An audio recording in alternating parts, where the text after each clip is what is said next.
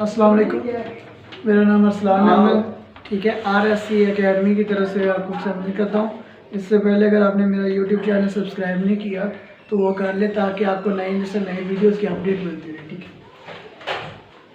इस लेक्चर से पहले मैंने एक लेक्चर बनाया था, उसमें हमने इनकम स्टेटमेंट को डिस्कस किया था और रिटेन अर्निंग को किया था। आज हम डिस्कस करेंगे बैलेंस शीट को। कोई भी इंडस्ट्री, कोई भी बैंक जो होता है वो बैलेंस शीट क्यों बनाता है? क्योंकि उसकी फाइनेंशियल क्या होती है, ज़रूरत होती है। किसी भी इंडस्ट्री की, किसी भी बैंक को या कोई भी एक ऐसा इंस्टीट्यूट, कोई भी अदारा, अगर हमने उसकी फाइनेंशियल वैल्यू देखनी है तो हम उसकी बैलेंस शीट बना के देख लेते हैं कि इसके एसेट्स ज़्यादा हैं या इसकी लाइबिलिटी ज़्यादा है, ठीक है। हालांकि बैलेंस शीट में एसेट्स और लाइबिलिटी दोनों इक्वल आने चाहिए, ठीक है। इससे पहले हमने नेट लॉस निकाला था इनकम स्टेटमेंट में से, और उसके बाद हमने रिटेन अर्निंग बनाया था, तो उसका भी बैलेंस हमारे पास नेगेटिव में आया था। आज हम बनाएंगे बैलेंस शीट। तो बैलेंस शीट बनाने के लिए सबसे पहले आपको नेम, यानी जिस इंडस्ट्री का नेम है वो, उसके बाद आपको बैलेंस शीट, और उसके बाद फॉर द ईयर एंडेड।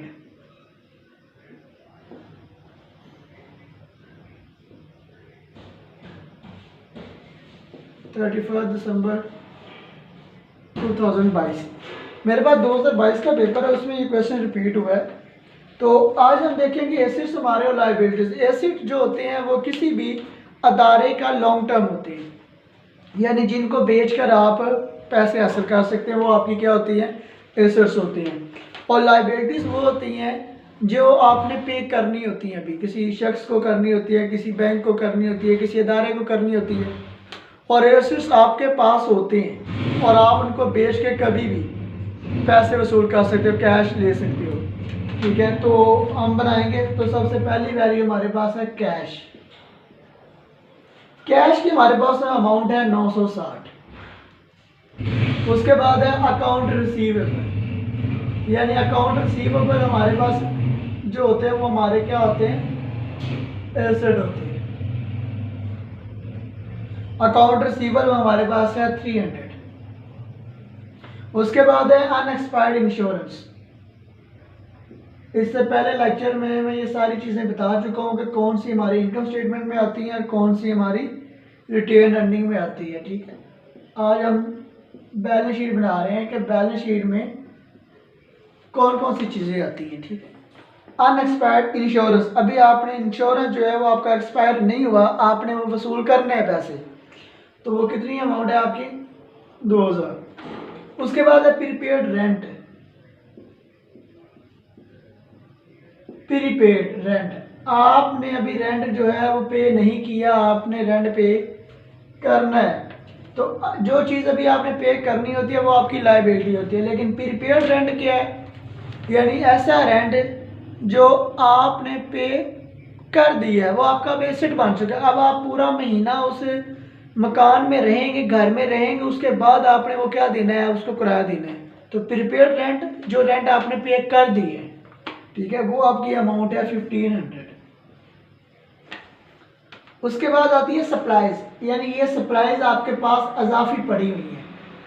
तो अजाफी सप्लाईज अगर आपके पास पड़ी होती हैं तो वो आपका क्या हो जाता है, एसेट्स होता है। फर्नीचर एंड फिक्सचर,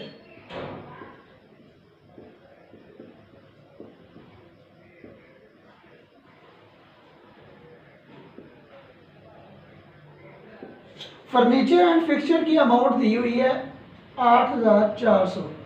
लेकिन अगर क्वेश्चन में डेप्रिसिएशन आ जाए, तो depreciation of furniture and fixture के ऊपर हो, या बिल्डिंग के ऊपर, या लैंड के ऊपर, किसी भी चीज़ के ऊपर डेप्रिसिएशन की अमाउंट गिवन हो, तो हम क्या करते हैं, उसकी टोटल अमाउंट से डेप्रिसिएशन की अमाउंट को लेस करके उसके बाद जो अमाउंट बचती है, रिमेनिंग अमाउंट को हम क्या करते हैं, अमाउंट यानी मेन कॉलम में लिखते हैं। तो इसके ऊपर डेप्रिसिएशन की अमाउंट जो है वो कौन सी है,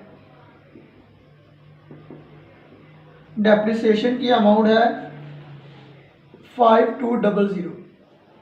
अभी 8400 में से 5200 लेस करके हम मेन कॉलम में हम लिखेंगे, तो वो ऑलमोस्ट बनती है 3200।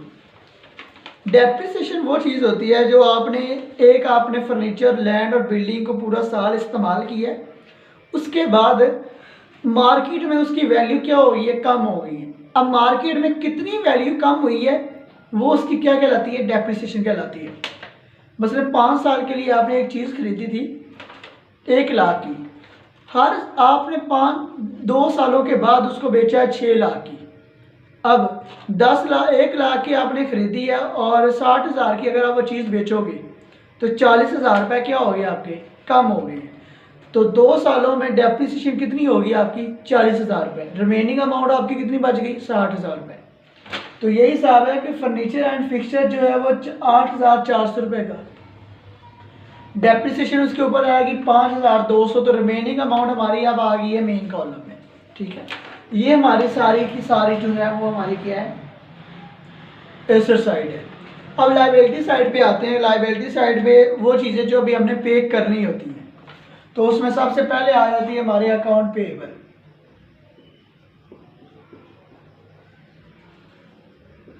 अभी हमने उधार को पे करना है, कुछ पैसे हैं वो हमने देने हैं, तो वो कितने हैं, 6,540। उसके बाद है नोट्स पेएबल, ये भी पेएबल है, अभी हमने पे करने हैं, तो हमारी क्या बन जाएगी, ये लायबिलिटी बन जाएगी 24,000। उसके बाद है सैलरीज पेएबल, अभी हमने एम्प्लॉयज़ को सैलरी पे करनी है, सैलरीज पेएबल 1,700। उसके बाद आ जाता है इंटरेस्ट पेएबल, यानी इंटरेस्ट भी हमने अभी पे करना है,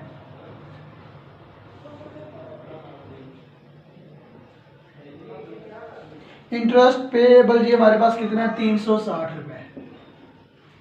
उसके बाद आ जाता है अनअर्न्ड क्लाइंट रेवेन्यू, यानी अभी तक आपने क्लाइंट से रेवेन्यू अर्न नहीं किया, तो वो भी हम लिख देते हैं अनअर्न्ड